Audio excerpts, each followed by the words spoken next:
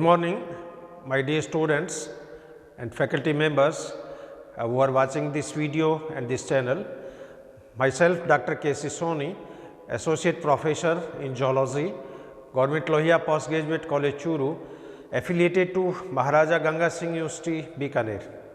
In today's lecture series of Developmental Biology or Endocrinology, I am going to deliver my talk on menstrual cycle. It is a very important topic, and this topic was requested by thousands of students from India and abroad area also. प्रिय साथियों और विद्यार्थियों, आज की व्याख्यानमाला की श्रृंखला में मेंस्ट्रुअल साइकिल पे मैं आपसे चर्चा करना चाहूँगा। जैसा कि जानते हैं कि जितने भी मैमल्स होते हैं, इन मैमल्स के अंडाशय में निरंतर एक साइकिल चलती रहती है। तो जितने भी प्राइमेट्स हैं, उनके अंदर जो ओवेरियन साइकिल होती है उसको तो मेंस्ट्रुअल साइकिल के नाम से जाना जाता है, और प्राइमेट के अलावा जितने भी मैमल्स हैं उसमें होने वाली ये साइकिल ईस्ट्रस साइकिल के नाम से जानी जाती है। तो यहाँ पर इस टॉपिक के दो वीडियो वैसे बनेंगे। एक वीडियो प्राइमेट साइकिल के ऊपर जिसको मेंस्ट्रुअल साइकिल के नाम से जाना जाता है, और दूसरा वीडियो नॉन प्राइमेट साइकिल या जिसको मेंस्ट्रुअल साइकिल के नाम से जाना जाता है। अब हालांकि दोनों साइकिल में अंडाशय में जो फिनोमेनन है वो एक जैसा ही होता है। दोनों में प्रोलिफरेटिव फेज होती है यानी फॉलिकुलर फेज होती है, दोनों में ल्यूटेल फेज होती है। हाँ, इसका ड्यूरेशन है वो कम ज़्यादा हो सकता है।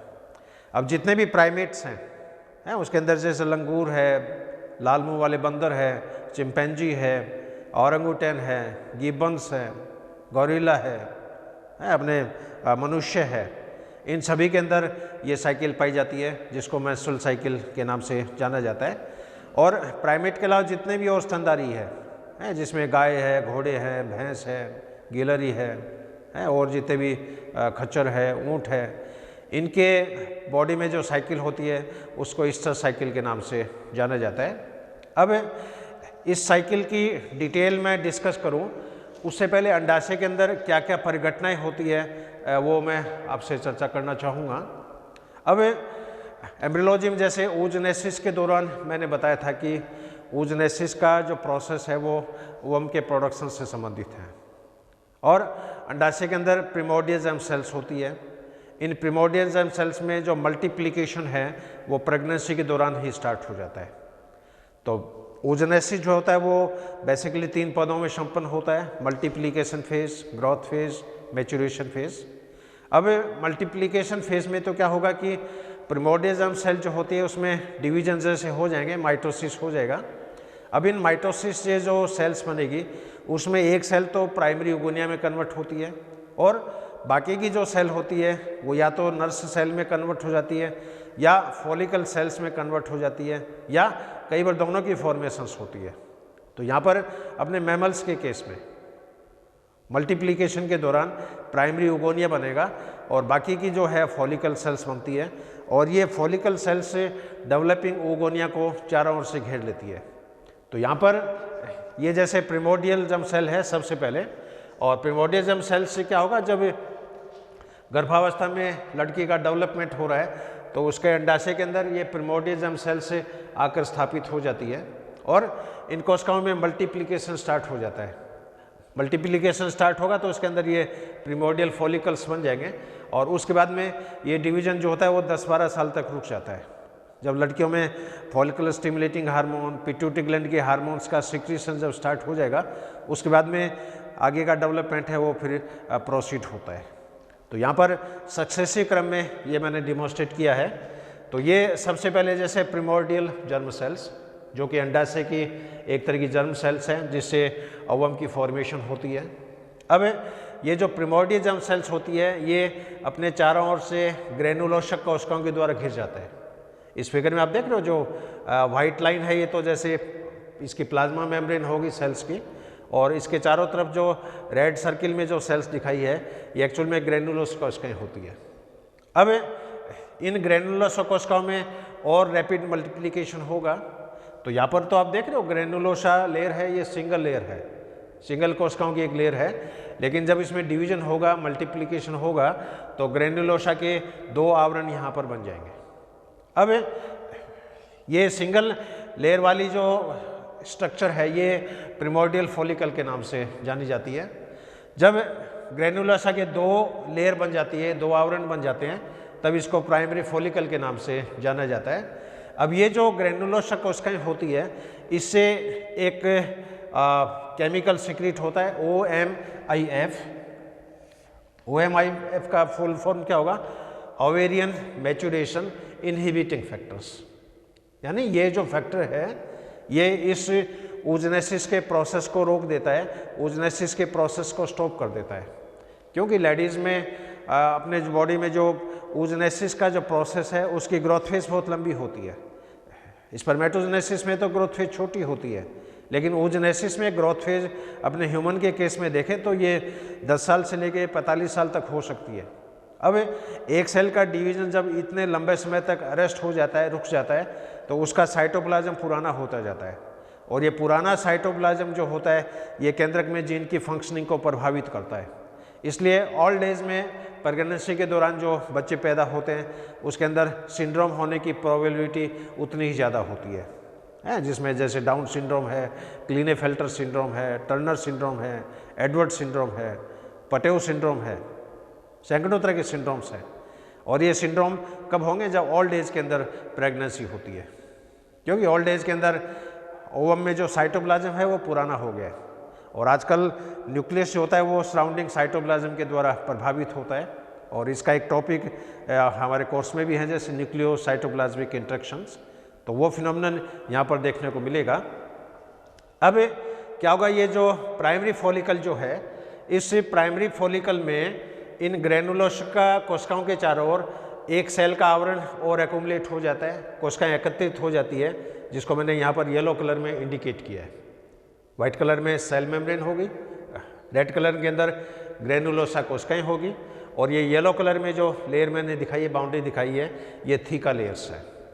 अब यहाँ पर ग्रेनुलोसा कोशिकाएं जो होती है, इसमें क्या होगा कि फ्लूइड का सिक्रेशंस होता है, ये हार्मोन्स का भी सिक्रेशंस करती है, और आगे चलेंगे तो ये प्राइमरी फॉलिकल ये कन्वर्ट हो जाता है सेकेंडरी फॉलिकल्स में। अब ये सेकेंडरी फॉलिकल कन्वर्ट होगा फिर टर्सरी फॉलिकल्स में, और टर्सरी फॉलिकल जब बनेगा उसमें क्या होगा कि थीका लेयर जो होती है, थीका लेयर 2 कवरिंग में 2 लेयर्स के अंदर डिवाइड हो जाती है। सबसे बाहर का जो आवरण है ये तो थीका एक्सटर्ना के नाम से जाना जाएगा, और भीतरी जो लेयर है ये थीका इंटरना के नाम से जानी जाती है। और थीका इंटरना जो होती है ये एक्चुअल में ईस्ट्रोजन हार्मोन्स का स्राव करती है, क्योंकि अंडाशय के अंदर ओवेरियन साइकिल की जो स्टार्टिंग फेज होती है उसमें एस्ट्रोजन हार्मोन्स का लेवल ज़्यादा है, और बाद की जो स्टेज होती है उसके अंदर प्रोजेस्टेरोन हार्मोन का लेवल ज़्यादा है। तो इस जैसे फ्लो चार्ट में आप देख रहे हो, स्टार्टिंग के अंदर एस्ट्रोजन हार्मोन जो है इसकी मात्रा प्रोस्टेरोन से ज़्यादा है, और लास्ट की फेज़ के अंदर प्रोस्टेरोन हार्मोन की मात्रा ईस्ट्रोजन से ज़्यादा है। अब यहाँ पर क्या होगा कि ये जो ग्रेनुलोसा कोशिकाएं जो होती है, इनसे जब फ्लूइड सिक्रीट होगा, इस फ्लूइड को लिक्विड फॉलिकुलाई के नाम से जाना जाता है। ये लिक्विड फॉलिकुलाई क्या होगा? इन कोशिकाओं के बीच में जो इंटरसेलुलर स्पेस होता है, कोशिकाओं के बीच में जो खाली स्थान होता है, उस खाली स्थान के अंदर ये लिक्विड फॉलिकुलाई एकत्रित होने लग जाता है। अब जो जो ये लिक्विड फॉलिकुलाई एकत्रित होगा, इस इंटरसेलुलर स्पेस की साइज बढ़ती जाती है। तो जो जो साइज बढ़ती है इसके अंदर ये एक स्पेशल कैविटी डेवलप हो जाती है, जिसको एंट्रम के नाम से जाना जाता है। इस एंट्रम के अंदर लिक्विड फॉलिकुलाई भरा हुआ है, और इस फॉलिकुलर फ्लूइड के अंदर एस्ट्रोजन हार्मोन्स की मात्रा प्रेजेंट है, काफ़ी ज़्यादा मात्रा में।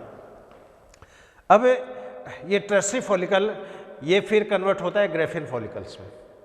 तो यहाँ पर जो ग्रेफी जो नाम है ग्रेफियन, ये एक्चुअल में लेडी साइंटिस्ट है, ग्रेफी गायनेकोलॉजिस्ट हैं। तो उस लेडी साइंटिस्ट के सम्मान में इस रचना का नाम ग्रेफियन फॉलिकल या ग्रेफियन पुटिका रखा है। अब ये एक फुली मैच्योर्ड स्ट्रक्चर्स है जिसको ग्रेफियन पुटिका या ग्रेफियन फॉलिकल के नाम से जाना जाता है। और इस लेयर में आप देख रहे हो सबसे बाहर थीका एक्सटर्ना है, इसके नीचे थीका इंटरना है। एंट्रम जो कैविटी है इसकी साइज इसमें बढ़ती जाती है, और लिक्विड फॉलिकुलाई की मात्रा इसके अंदर एकत्रित हो जाती है। अब ये जो डेवलपिंग स्टेज है ये प्राइमरी oocyte भी हो सकता है, सेकेंडरी oocyte भी हो सकता है। और इसके चारों ओर की जो लेयर होती है, इसमें प्लाज्मा झिल्ली के जस्ट बाहर जो लेयर है ये एक्चुअल में जोना पेलुसिडा की लेयर है। It is represented by zona pellucida.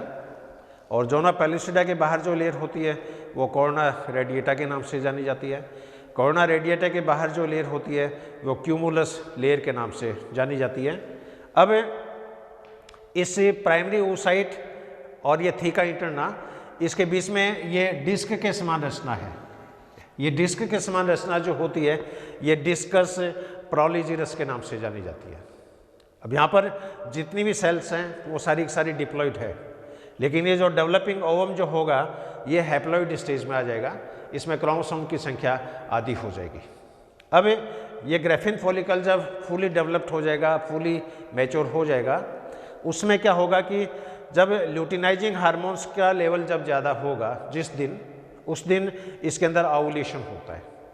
और ओवुलेशन होता है तो ये ग्रेफिन फॉलिकल रप्चर हो जाता है, ग्रेफिन फॉलिकल फट जाता है और इसके फटने से ये ओवम जो स्ट्रक्चर है ये यहाँ पर रिलीज होती है।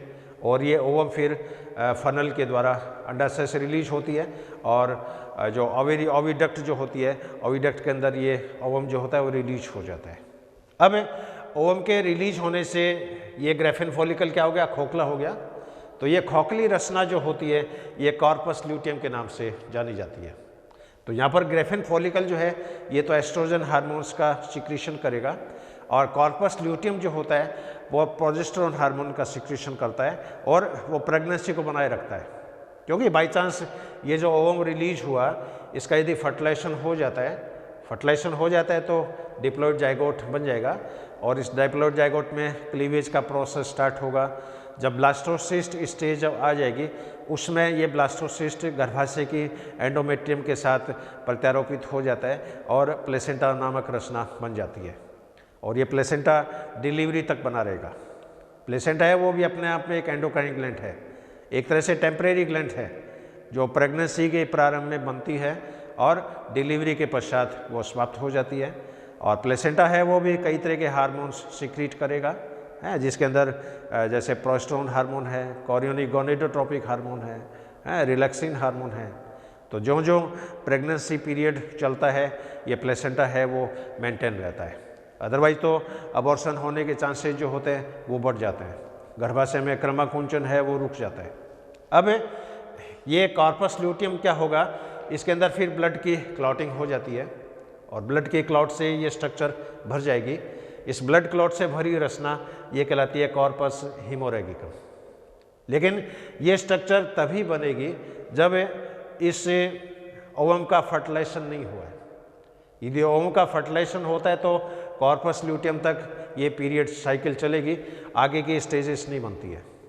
यदि ओवम का फर्टिलाइजेशन नहीं होता है उस केस में कॉर्पस ल्यूटियम ब्लड से भरी रचना में कन्वर्ट हो जाता है जिसको कॉर्पस हीमोरेगिकम के नाम से जाना जाता है। और अंत में ये स्ट्रक्चर है वो सिकुड़ जाती है और सिकुड़ के ये बहुत ही श्रिंक हो जाती है, छोटे आकार की हो जाती है और ये रचना कहलाती है कॉर्पस एल्बिकन्स।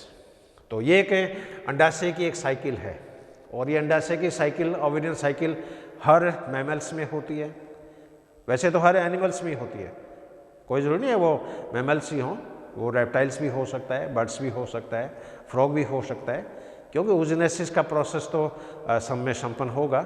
लेकिन इसकी डिटेल स्टडी जो है वो मैमल्स के अंदर की गई है, विशेषकर प्राइमेट्स के अंदर, नॉन प्राइमेट्स के अंदर।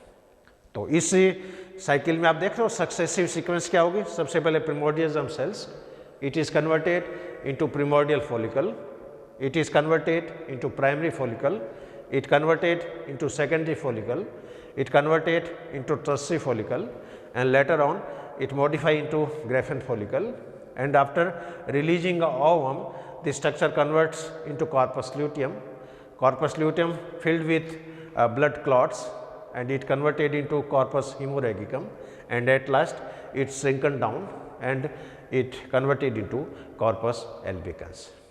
तो ये एक ओवेरियन साइकिल में होने वाली घटना है, ये एक तरह से oogenesis का भी प्रोसेस है। अब मैमल्स में क्या होगा, इस ओवेरियन साइकिल के साथ साथ गर्भाशय में भी चक्र होता है, यूट्रन साइकिल। और एक्चुअल में जो मेंस्ट्रुअल साइकिल है ये गर्भाशय में होने वाले चक्र से संबंधित है। इसके अलावा मेमरी ग्लैंड्स में भी चेंजिंग होती है, वो मेमेरियन साइकिल के नाम से जानी जाती है। वेजाइना के अंदर भी चेंजिंग होती है, वो वेजाइनल साइकिल के नाम से जानी जाती है। लेकिन सारी जो इंसिडेंट हैं वो इस ओवेरियन साइकिल से क्या लिंक रखती है। बिना ओवेरियन साइकिल की स्टडी किए हुए आप और जो साइकिल है उसको स्टडी करने में आपको दुविधा होगी, अंडरस्टैंडिंग में थोड़ी डिफ़िकल्टीज होगी। तो यहाँ पर यूट्राइन साइकिल है वो इस ओवेरियन साइकिल के साथ ही संबंधित है। अब मैं आता हूँ इस अपने मेन टॉपिक के ऊपर, दैट इज़ मेंस्ट्रुअल साइकिल। अब फीमेल का जो रिप्रोडक्टिव सिस्टम है वो मेल रिप्रोडक्टिव सिस्टम की तुलना में काफ़ी जटिल है, क्योंकि फीमेल में गर्भाशय ऐसी स्ट्रक्चर है जो जिसकी रचना रोजाना बदलती है। आप 1 तारीख को देखो अलग तरह की स्ट्रक्चर है, 15 तारीख को देखो गर्भाशय की अलग तरह की स्ट्रक्चर है, 30 तारीख को देखो अलग तरह की स्ट्रक्चर है। यंग लड़कियों के अंदर इसकी अलग तरह की सिचुएशन है, अडल्ट में अलग तरह की सिचुएशंस हैं, बूढ़ी लेडीज़ के अंदर अलग तरह की सिचुएशंस हैं, प्रेगनेंसी के दौरान अलग तरह की सिचुएशंस हैं। तो यहाँ पर यूट्रस की स्ट्रक्चर है वो रोज़ाना चेंज हो रही है। अब गर्भाशय की जो भित्ति होती है यूट्राइन वाल, इस गर्भाशय की भित्ति में 3 मेन आवरण होते हैं। सबसे बाहर पेरीमेट्रियम, पेरीमेट्रियम के नीचे होती है मायोमेट्रियम, और मायोमेट्रियम है एक तरह की विसरल मसल्स है, क्यों गर्भाशय में एक्सपेंशन की बहुत कैपेसिटी है। अब फीमेल में जो गर्भाशय वो तो छोटे बैलून के ब्लेडर के जितना ही होता है, लेकिन कई बार जुड़ों बच्चे पैदा होते हैं, 3-3, 4-4 बच्चे पैदा होते हैं जिनका सबका वजन 8-10 केजी हो सकता है। अब इतने बच्चे इस छोटे से ब्लैडर के अंदर डेवलप हो रहे तो ये गर्भाशय क्या होता है, एक्सपेंड हो जाता है। इसके अंदर फैलने की अप्रत्याशित क्षमता होती है, इलास्टिसिटी बहुत होती है, और that is due to presence of visceral muscles. और इसके अलावा फीमेल में क्या होगा कि ओविडक्ट जो होती है वो अंडाशय के डायरेक्ट कांटेक्ट में नहीं है, जबकि मेल के अंदर तो टेस्टिस से सेमिनिफेस ट्यूब्यूल्स डायरेक्ट कांटेक्ट में हैं। लेकिन यहाँ पर फीमेल में अंडाशय के साथ अंडवाहिनी डायरेक्ट कांटेक्ट में नहीं है, इनके बीच में इंटरवेल है, खाली जगह है। और ये जो यूट्रस होती है ये एक पीरियोडिक साइकिल से गुजरती है। इसके अंदर मेंस्ट्रुअल साइकिल का प्रोसेस होता है, इसके अंदर प्रेगनेंसी का प्रोसेस होता है, इसके अंदर प्लेसेंटा जैसी स्ट्रक्चर बनती है, ये एक तरह की एंडोक्राइन ग्लैंड्स का भी कार्य करती है। तो कई तरह के इसमें फीचर्स हैं, और मेल के अंदर इस तरह की साइकिल्स नहीं होती है।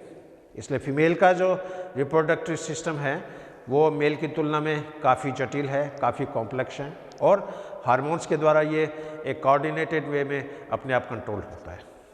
अब इस यूट्रस के अंदर सबसे बार पेरीमेट्रियम, इसके नीचे जो आवरण होता है ये मायोमेट्रियम जो कि मस्कुलर लेयर है, और इसके नीचे सबसे भीतरी जो आवरण है ये एंडोमेट्रियम है। और एंडोमेट्रियम ही वही जगह होती है जिसमें ये मेंस्ट्रुअल साइकिल का प्रोसेस, प्लेसेंटा बनने की सारी परिघटनाएं, गर्भावस्था की सारी परिघटनाएं, एम्ब्रियो के इम्प्लांटेशन की सारी परिघटनाएं वो इस एंडोमेट्रियम में ही संपादित होती है। और इस एंडोमेट्रियम में भी 2 लेयर होती है, एक तो स्ट्रेटम बेसिलिस जो कि मायोमेट्रियम के जस्ट नीचे हैं, और इसके नीचे होती है स्ट्रेटम फंक्शनलिस। तो एक्चुअल में गर्भाशय का जो फंक्शनल जो लेयर है, फंक्शनल जो कवरिंग है वो एक्चुअल में ये स्ट्रेटम फंक्शनलिस होती है, और इस स्ट्रेटम फंक्शनलिस में भी चेंजिंग होती है, पीरियोडिक चेंजिंग होती है। इसी में मेंस्ट्रुअल साइकिल का प्रोसेस होता है, इसी के अंदर इम्प्लांटेशन का प्रोसेस होता है, इसी के अंदर प्लेसेंटा की फॉर्मेशन होती है।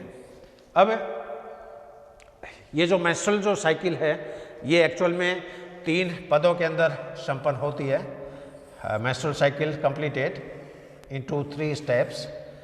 इसमें फर्स्ट फेज है दैट इज़ मेंस्ट्रुअल फेज, इसको ब्लीडिंग फेज भी बोलते हैं, और इसके अंदर गर्भाशय के एंडोमेट्रियम जो होती है वो टूट के सेपरेट होती है, एक तरह से वो जो इरोजन होता है, डेड जो कोशिकाएं होती है जिस अंडे का फर्टिलाइजेशन नहीं हुआ है, इसके अलावा जो कॉर्पस एल्बिकेंस जो स्ट्रक्चर है, लिम्फोसाइट्स हैं, WBC हैं, इसके अलावा जो वेस्ट मटेरियल है वो क्या होगा कि बॉडी के बाहर स्रावित होता है ब्लीडिंग फेज के द्वारा।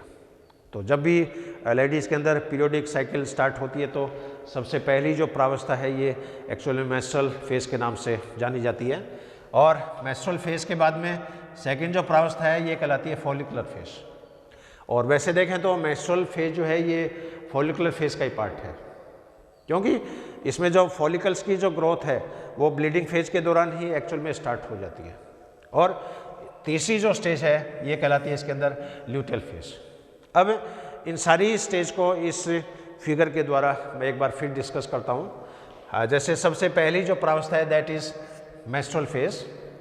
अब मेंस्ट्रुअल फेज क्या होगा, इसको ब्लीडिंग फेज भी बोलते हैं, और इसका जो ड्यूरेशन होता है ये 3 दिन से लेके 5 दिन तक हो सकता है। ये डिपेंड करता है कि लेडीज़ का हेल्थ कैसा है, लेडीज़ का न्यूट्रिशन कैसा है, लेडीज़ की हार्मोनल स्टेटस कैसी है, लेडीज़ की फिजियोलॉजी कैसी है, उसके अकॉर्डिंग इस ब्लीडिंग फेज का जो ड्यूरेशन है वो 3 दिन भी हो सकता है, 5 दिन भी हो सकता है, 6 दिन भी हो सकता है, 3 दिन से कम भी हो सकता है। तो स्टार्टिंग के अंदर क्या होगा, इसके अंदर ब्लीडिंग फेज होगा, और ब्लीडिंग फेज में क्या होगा, इसमें ये गर्भाशय का मैंने एंडोमेट्रियम की हिस्टोलॉजी भी दिखाई है। तो यहाँ पर ये जो जैसे पार्ट है यहाँ तक का, दिस इज ब्लीडिंग फेज। और ब्लीडिंग फेज में क्या होगा कि गर्भाशय की जो एंडोमेट्रियम तैयार हुई थी वो धीरे धीरे डैमेज हो जाती है, गर्भाशय ग्रंथियाँ सिकुड़ जाती है, गर्भाशय में जो ब्लड वेसल्स होती है वो श्रिंक होती है, और जिस अंडे का फर्टिलाइजेशन नहीं हुआ है वो कॉर्पस एल्बिकस में कन्वर्ट हो जाता है। तो ये मृत जो रचनाएं हैं वो ब्लीडिंग फेज के द्वारा शरीर के बाहर निष्कासित होती है, और ये निष्कासन जो होता है ये मेंसेस के नाम से जाना जाता है, मेंस्ट्रुअल साइकिल के नाम से जाना जाता है।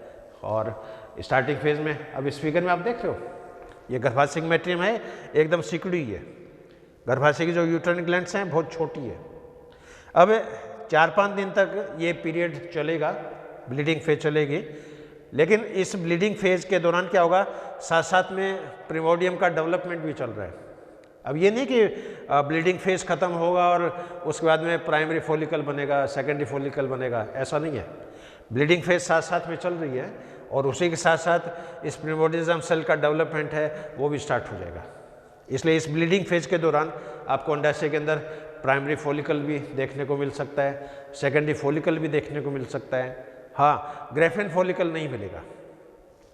अब ये ब्लीडिंग फेज जब ख़त्म हो जाएगा 3-4 दिन, उसके बाद में फिर क्या होगा, ये फॉलिकुलर फेज स्टार्ट हो जाता है, जिसको प्रोलिफरेटिव फेज भी अपन कह सकते हैं।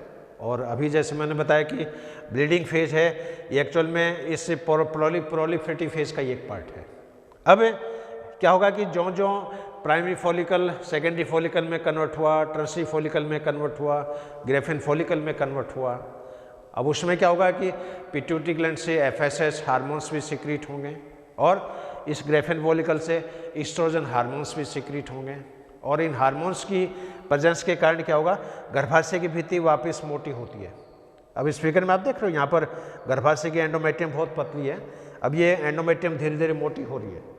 अब जो जो एंडोमेट्रियम मोटी होती है, इसकी जो यूट्राइन की जो ग्रंथियाँ होती है वो डेप्थ में जाती है, गर्भाशय की भित्ति में गहराई में चली जाती है।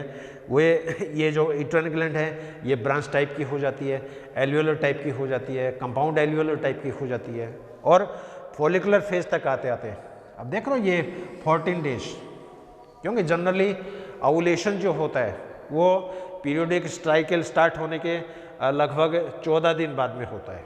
14 दिन भी, 12 दिन भी हो सकते हैं, 13 दिन भी हो सकते हैं, 14 दिन भी हो सकते हैं, क्योंकि ये अलग अलग लेडीज़ में डिपेंड करता है कि उसका हेल्थ स्टेटस कैसा है, हार्मोन का इम्बेलेंस कैसा है। लेकिन मिडिल डे जो है वो 14 डेज है, और 14 डेज के दौरान इसमें ग्रेफिन फॉलिकल से ओवम रिलीज होगा, और ओवम के रिलीज होने की जो परिघटना है ये ओवुलेशन के नाम से जानी जाती है। तो यहाँ पर आप देख रहे हो ये इस गर्भाशय के एंडोमेट्रियम मोटी हो रही है, और इस एंडोमेट्रियम में जो ग्रंथियाँ जो है ये ग्रंथियाँ गहराई में चली जाती है, शाखित हो जाती है, एल्वियोलर टाइप की हो जाती है। अब ये जो ओवम निकला, अब इस ओवम की 2 सिचुएशन हो सकती है, या तो इस अंडे का फर्टिलाइजेशन हो जाए, फर्टिलाइजेशन हो जाएगा तो जाइगोट बनेगा, और जाइगोट में क्लीवेज का प्रोसेस स्टार्ट हो जाएगा। उसके अंदर ब्लास्टोसिस्ट स्टेज बनेगी और ब्लास्टोसिस्ट गर्भाशय की एंडोमेट्रियम के साथ प्लेसेंटा नामक रचना के द्वारा जुड़ जाती है और प्लेसेंटा की जब फॉर्मेशन हो जाती है तो प्रेगनेंसी स्टार्ट हो जाएगी और पीरियोडिक साइकिल है वो बंद हो जाता है। अब इस अंडे का यदि फर्टिलाइजेशन नहीं हो, सपोज फर्टिलाइजेशन नहीं होगा तो ये फिर कॉर्पस ल्यूटियम कॉर्पस हीमोरेगिकम में कन्वर्ट होगा, कॉर्पस हीमोरेगिकम कॉर्पस एल्बिकेंस में कन्वर्ट होगा और लास्ट में ये मृत रचनाएं शरीर के बाहर निष्कासित होती है और ये ब्लीडिंग फेज फिर स्टार्ट हो जाता है। तो यहाँ पर आप देख रहे हो गर्भाशय की एंडोमेट्रियम मोटी हो रही है। अब ये फॉलिकुलर फेज है, दिस इज फॉलिकुलर फेज और फॉलिकुलर फेज के बाद में ओवुलेशन के बाद में जो स्टेज है ये कहलाती है ल्यूटियल फेज।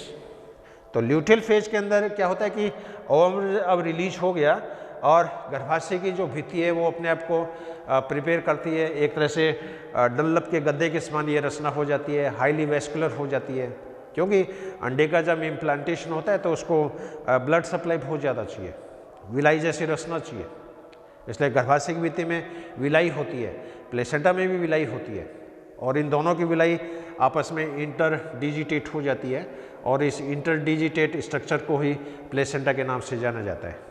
इस प्लेसेंटा में टोटल 6 लेयर हैं, 3 लेयर गर्भाशय की भित्ति की होती है और 3 लेयर इस एम्ब्रियो की होती है। तो एक्चुअल में जो प्लेसेंटा है उसके 2 पार्ट है, फीटल पार्ट और मैटरनल पार्ट।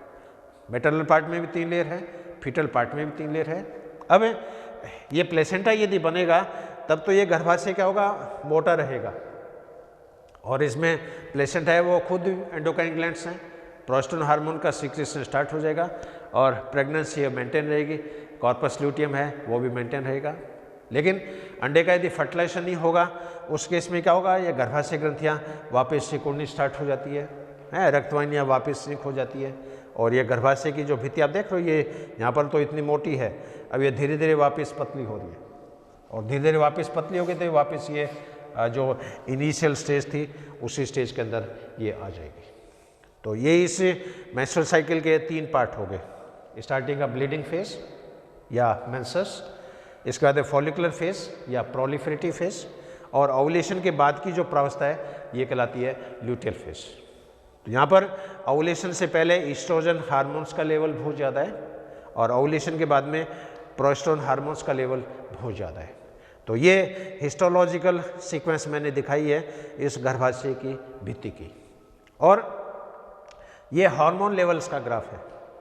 इसमें सारे हार्मोन मैं डिस्कस नहीं कर रहा हूँ, केवल 4 हार्मोन्स में जो वेरिएशंस होती है पीरियड्स के दौरान वो मैं यहाँ पर डिस्कस कर रहा हूँ। अब इसमें आप देख रहे हो ये येलो कलर में FSH हार्मोन्स मैंने इंडिकेट किया है, रेड कलर में ल्यूटिनाइजिंग हार्मोन्स इंडिकेट किया है, ये केसरिया रंग में एस्ट्रोजन हार्मोन्स को इंडिकेट किया है और ये नीले रंग में मैंने एस्ट्रोजन प्रोस्टेरोन हार्मोन है ये रिलेट किया है। अब इसमें जो FSH और LH जो है ये तो हैं पिट्यूटरी ग्लैंड्स के हार्मोन और ईस्ट्रोजन और प्रोस्टेरोन जो है ये है अंडाशय के हार्मोन। हालांकि प्लेसेंटा भी इन हार्मोन्स को सीक्रेट करता है। अब स्टार्टिंग में आप देख रहे हो कि FSH हार्मोन स्टार्टिंग में इसकी मात्रा बहुत ज़्यादा है।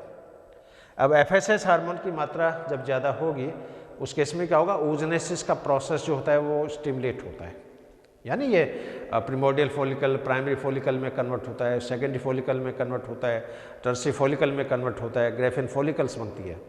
तो फॉलिकुलर ग्रोथ जो होती है oogenesis के दौरान वो FSH हार्मोन के द्वारा स्टिमुलेट होती है, इसलिए इस हार्मोन को फॉलिकल स्टिमुलेटिंग हार्मोन्स भी कहते हैं। और फीमेल में ये oogenesis को स्टिमुलेट करता है और नर के अंदर ये शुक्राणु जनन को स्टिमुलेट करता है।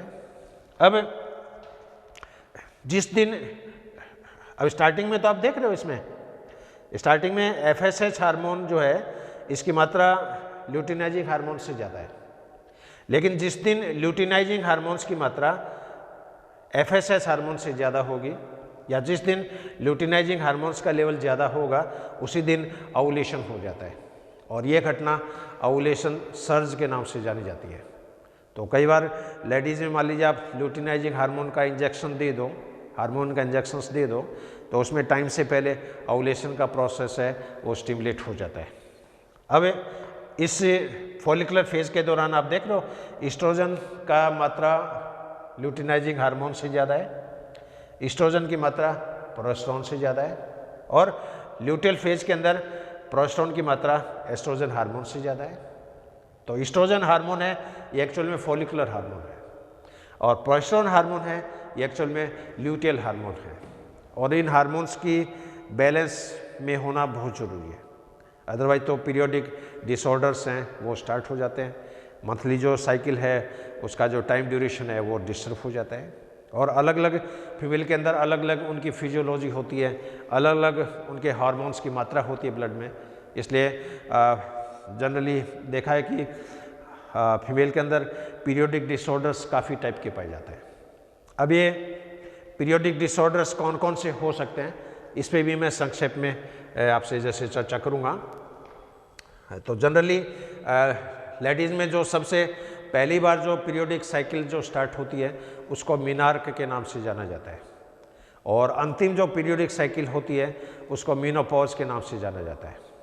और मीनार्क की जो प्रक्रिया है वो जनरली लड़कियों में 12-13 साल की एज में जैसे स्टार्ट हो जाती है, और विशेषकर जो मोटी लड़कियां होती है जो अंडे खाती है, मीट खाती है, एनिमल प्रोडक्ट ज़्यादा खाती है, उनके अंदर मीनार्क है वो पहले स्टार्ट होता है, अर्ली एज में स्टार्ट होता है। जो लड़कियां पतली होती है, जिनके घर में स्ट्रिक्ट माहौल होता है, जिनके पेरेंट्स आर्मी में सर्विस करते हैं, तो स्ट्रिक्ट माहौल होता है, पोषण नहीं मिलता है, मेल न्यूट्रिशंस नहीं मिलता है, खुला माहौल नहीं होता है, तो वहाँ पर ये देखा है कि फीमेल के अंदर मीनार्क का जो प्रोसेस है वो लेट भी स्टार्ट होता है। अब मोटी लड़कियों में ये साइकिल पहले स्टार्ट होता है, उसके पीछे रीज़न क्या होता है कि इनकी बॉडी में कोलेस्ट्रॉल की मात्रा ज़्यादा है, और जितने भी सेक्स हार्मोन होते हैं उसमें कोलेस्ट्रॉल एक तरह से पेरेंटल कंपाउंड है। ईस्ट्रोजन है, प्रोजेस्टेरोन है, टेस्टोस्टेरोन है, एंड्रोस्टेरोन है, इन सभी हार्मोन का संश्लेषण कोलेस्ट्रॉल से ही होता है। तो बॉडी के अंदर कोलेस्ट्रॉल की मात्रा यदि ज़्यादा होगी तो सेक्स हार्मोन का प्रोडक्शन समय से पहले स्टार्ट हो जाता है, और सेक्स हार्मोन जब पहले बनेंगे तो ये पीरियोडिक साइकिल भी समय से पहले स्टार्ट हो जाएगी। अब ये कुछ मेन टाइप में यहाँ पर चर्चा कर रहा हूँ, जैसे एमिनोरिया। अब एमिनोरिया का अर्थ है कि इस तरह की जो कंडीशंस हैं उसके अंदर कोई ब्लीडिंग नहीं होती है। ए मीन्स एब्सेंट, इसमें मेंसेस एब्सेंट है। अब एमिनोरिया है ये भी दो तरह का हो सकता है, फिजियोलॉजिकल और पैथोलॉजिकल। फिजियोलॉजिकल जो सिचुएशन है ये नॉर्मल है। यंग गर्ल्स है, मान लीजिए इसकी आयु 10-12 साल से कम की है, 5 साल की लड़की है, 8 साल की लड़की है, 10 साल की लड़की है, उसके अंदर ये पीरियोडिक साइकिल्स नहीं होती है, इसलिए वहाँ पर इसको एमिनोरिया के नाम से जाना जाएगा। इसके अलावा फीमेल जब प्रेग्नेंट हो जाती है, उसके गर्भाशय में जब बच्चा पल रहा है उस दौरान मेंस्ट्रुअल साइकिल बंद हो जाती है, तो प्रेगनेंसी के दौरान भी एमिनोरिया की सिचुएशन रहती है। इसके अलावा डिलीवरी के बाद में जब लेडीज़ अपने बच्चे को ब्रेस्ट फीडिंग करवाती है, स्तनपान करवाती है, तो ब्रेस्ट फीडिंग जब तक वो करवाती रहेगी तब तक ये पीरियोडिक साइकिल स्टार्ट नहीं होगी। तो ब्रेस्ट फीडिंग जो लेडीज़ है उसके अंदर भी एमिनोरिया की सिचुएशंस हैं। इसके अलावा ओल्ड लेडीज़ हैं जिनकी आयु 55 साल 60 साल हो गई है, उनके अंदर भी ओव्यूलेशन का प्रोसेस है वो रुक जाता है, मेंस्ट्रुअल साइकिल है वो स्टॉप हो जाती है, तो ओल्ड लेडीज़ के लिए भी एमिनोरिया शब्द है वो यूज होता है। और ये सारी जो सिचुएशन है ये फिजियोलॉजिकल टाइप की होती है। अब सेकंड जो टाइप है इसमें वो है इसमें पैथोलॉजिकल एमिनोरिया। और पैथोलॉजिकल एमिनोरिया ये भी दो टाइप का होता है, प्राइमरी एमिनोरिया और सेकेंडरी एमिनोरिया।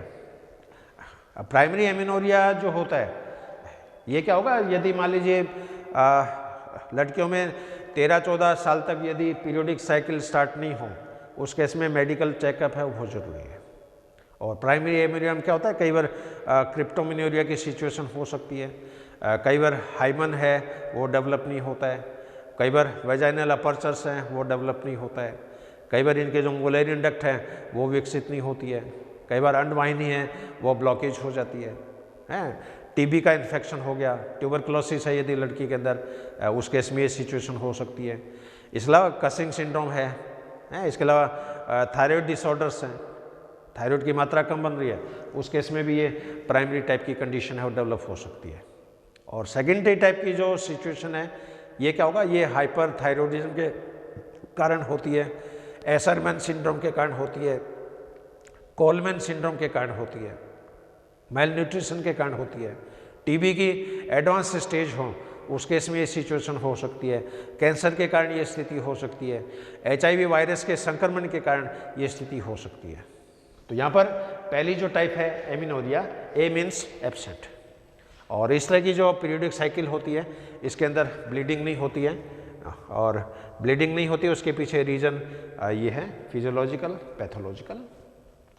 अब सेकंड जो टाइप है इसमें, second disorders, that is oligomenorrhoea. और ओलिगोमेनोरिया में क्या होगा कि मेंस्ट्रुअल साइकिल है वो अनियमित होती है, इरेगुलर होती है, कभी 20 दिन से साइकिल जैसे आ रही है, कभी 25 दिन से आ रही है, कभी 35 दिन से आ रही है, कभी 40 दिन से आ रही है। तो अनियमित जो साइकिल होती है फीमेल के अंदर वो घटना ओलिगोमेनोरिया के नाम से जानी जाती है।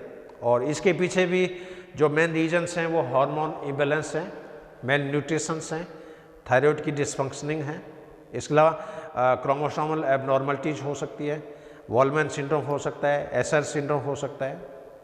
तो सिंड्रोम जब भी सिचुएशन होगी उस केस में ये स्थिति है वो डेवलप हो सकती है।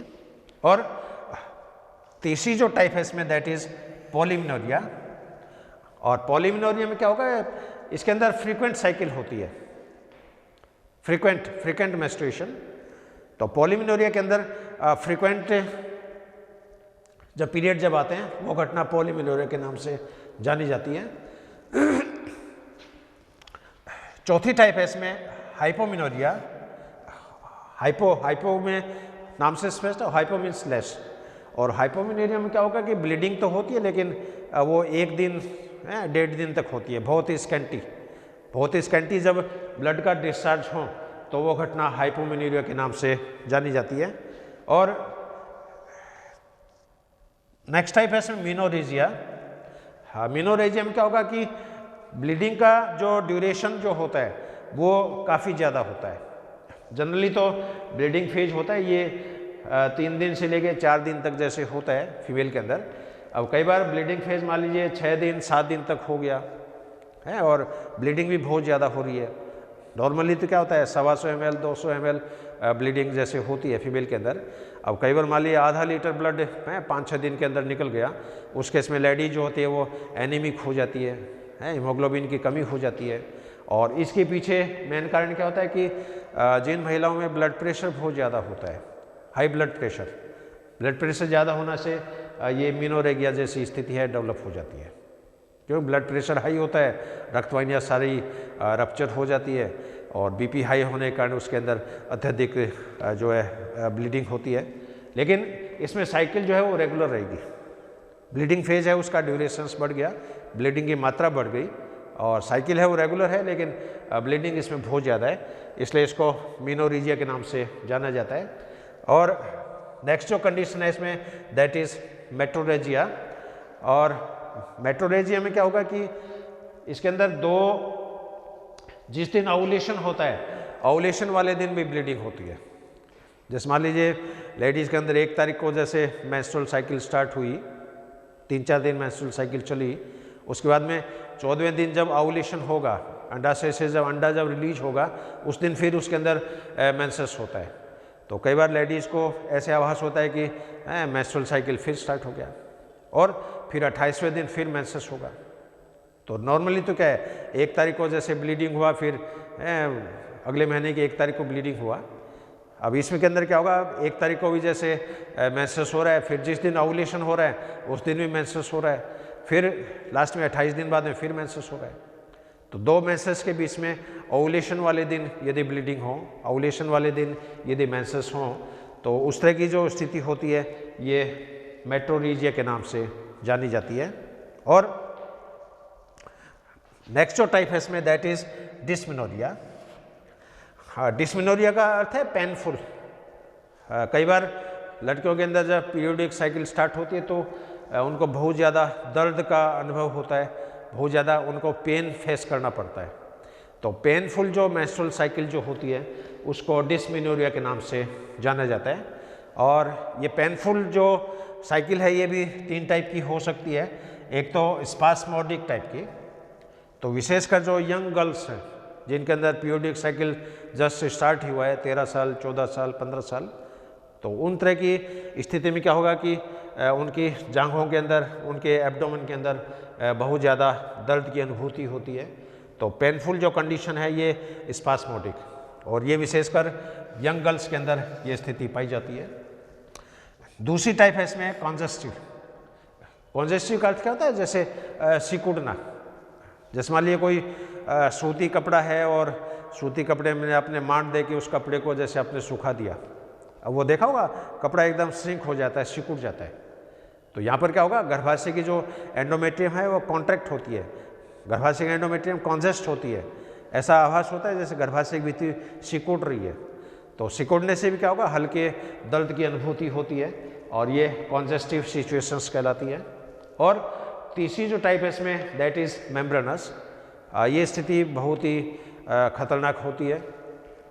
और मेम्ब्रेनस में क्या होगा, ऐसे आवाज़ होता है जैसे चमड़ी उपाड़ रहे हो, हैं जिस तरह मरी गाय भैंसों में मोची जो होते हैं खाल उतारते हैं, खाल जैसे मांस से चमड़ा जैसे उतार रहे हैं, उस तरह ऐसा आभास होता है कि गर्भाशय के जो एंडोमेट्रियम है उसको कोई उतार रहा है। तो पूरी झिल्ली जैसे उतर रही है, इरोजन जिसको अपन बोल सकते हैं। तो पूरी झिल्ली जब इरोजन के रूप में जब उतरती है वो स्थिति कहलाती है मेम्ब्रेनस टाइप की। तो ये पेनफुल डिस्मेनोरिया। और लास्ट जो सिचुएशन है इसमें दैट इज़ मेनोपॉज। इसको रजो निवृत्ति भी बोलते हैं। और हर लेडीज़ के अंदर क्या होगा कि जो ओगोनी है उसकी संख्या कांस्टेंट है। मेल में तो फिर भी इस पर हम 60 साल तक 65 साल तक बनते रहते हैं, वो डिपेंड करता है कि उसका हेल्थ कैसा है, न्यूट्रिशंस कहता है। लेकिन फीमेल के अंदर तो ओगोनिया की संख्या फिक्स है। हर लेडीज़ में क्या होगा कि मान लीजिए 13-14 साल की एज में ओवुलेशन स्टार्ट हुआ और 50-55 साल तक ओवुलेशन चलता है, उसके बाद में ओवुलेशन स्टॉप हो जाएगा, क्योंकि हर महीने एक ओवम रिलीज होता है। और अपने ह्यूमन के अंदर 2 अंडाशय होते हैं, एक लेफ्ट साइड में एक राइट साइड में। तो एक महीने ओवम राइट साइड की ओवरी से निकलता है, दूसरे महीने लेफ्ट साइड की ओवरी से निकलता है, फिर तीसरे महीने राइट साइड की ओवरी से निकलता है, चौथे महीने लेफ्ट साइड की ओवरी से निकलता है। तो मान लो उसके अंडाशय में 500 ओगोनिया हैं, इसका मतलब उस लेडीज़ में अपनी लाइफ के अंदर 500 अंडे रिलीज होंगे। हर महीने एक अंडा रिलीज होता है जनरली, और कई बार एक से ज़्यादा अंडे भी रिलीज हो जाते हैं। वो स्थिति सुपर ओवुलेशन के नाम से जानी जाती है। और सुपर ओवुलेशन जब होता है तो उस केस में जुड़वा बच्चे होने की जो प्रायिकता है, प्रोबेबिलिटी है वो भी बढ़ जाती है। तो फीमेल के अंदर स्टॉपेज ऑफ मेंस्ट्रुअल साइकिल, इसको मेनोपॉज के नाम से जाना जाता है। लेकिन मेनोपॉज अचानक नहीं होगा।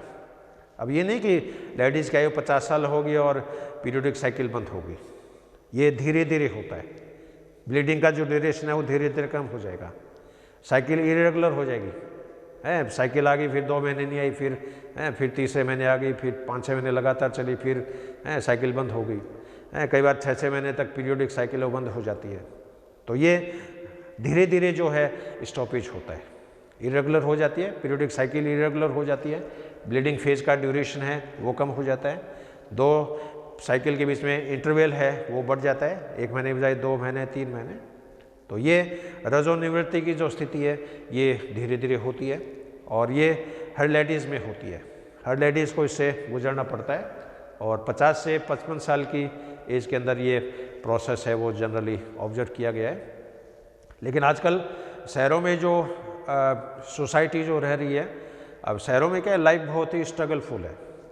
वहाँ पर रहने के लिए मकान नहीं है, लेने के लिए शुद्ध ऑक्सीजन नहीं है, अच्छा पोषण नहीं है, पूरी ज़िंदगी है वो टेंशन से भरी है, सारे दिन भर स्ट्रगल। और नौकरी पेशा वालों की तो हालत और भी ख़राब है, क्यों रोज़ाना वो 100 किलोमीटर का भ्रमण है रोडवेज के बसों में, रेल के अंदर सफ़र करते हैं, न उनको प्रॉपर टाइम से खाना मिल पाता है, न उनको प्रॉपर न्यूट्रिशंस मिल पाता है। तो शहरों में ये देखा है कि बड़े मेट्रो सिटीज़ में जहाँ पर बहुत ही स्ट्रगलफुल लाइफ जिनकी चलती है, बिजी लाइफ चलती है, उन महिलाओं के अंदर 35 साल के अंदर भी मेनोपॉज की स्थिति है वो देखी गई है। और ये स्थिति बहुत ही घातक है लेडीज़ के हेल्थ के लिए और कंट्री के लिए भी, क्योंकि किसी भी कंट्री का जो डेवलपमेंट है, राइजिंग है, वो उसके वहाँ पे यूथ पे डिपेंड करता है। जितने ज़्यादा यूथ होंगे, यूथ से मतलब 25 साल के 20 से 25 साल के बीच के जो युवा, तो यूथ जब इस तरह रोगग्रस्त हो जाएगा तो वो कंट्री क्या राइज नहीं कर पाता है। आज पूरा यूरोप बूढ़ों का देश है। यूरोप में ठीक है, वो बूढ़े आदमी होते हैं, उनके पास अनुभव जरूर होता है, एक्सपीरियंस होता है, लेकिन मसल पावर उनके पास नहीं होता है।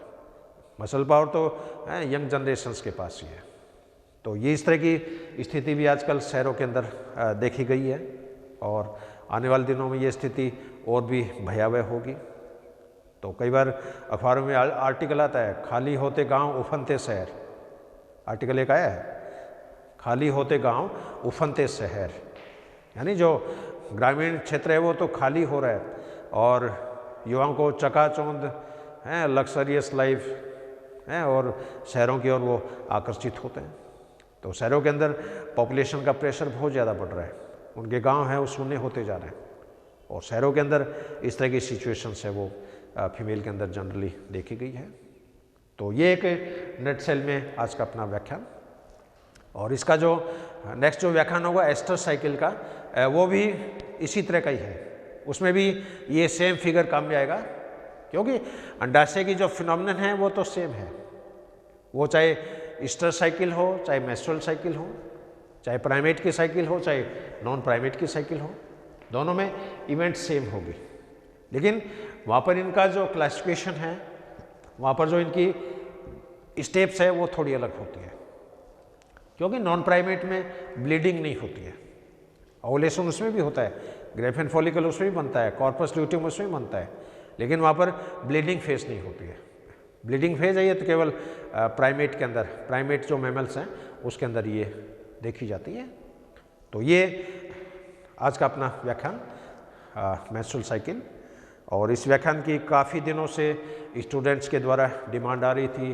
पाकिस्तान से डिमांड आ रही थी, नेपाल से डिमांड आ रही थी, ताइवान से डिमांड आ रही थी, यूएसए यूरोप से डिमांड आ रही थी कि आप इस टॉपिक के एक वीडियो है वो बहुत जल्दी रिलीज करें, क्योंकि एग्ज़ाम ओरिएंटेड भी हैं और इसके अलावा हर फीमेल को पीरियोडिक साइकिल के बारे में नॉलेज होना चाहिए, क्योंकि बड़ी यूनिवर्सिटीज़ है उसमें तो अडल्ट एजुकेशंस भी चलती है, क्लासें चलती है, लेकिन अपने यहाँ छोटी कॉलेज है, इस तरह का फ्री कल्चर भी नहीं है, तो यहाँ पर अडल्ट एजुकेशन की क्लासेस लगाना संभव नहीं है।